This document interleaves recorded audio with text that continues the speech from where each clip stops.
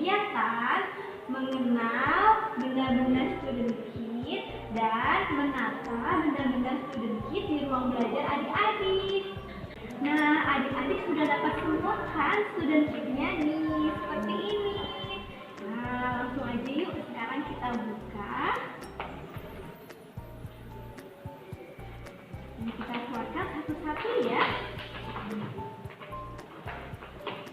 Ini plastisin. Nah, ini krayon. Ini gunting. Ini lem kertas. Ini lem.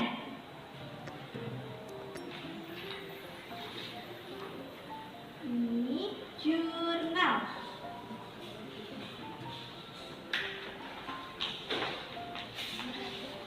Dan ini absen. Absennya ada 1, 2,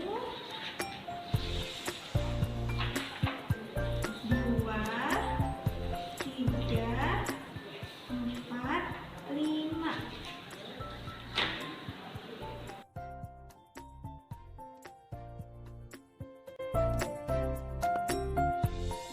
Nah, selanjutnya kita akan berkegiatan menata student kit pada ruang belajar adik-adik.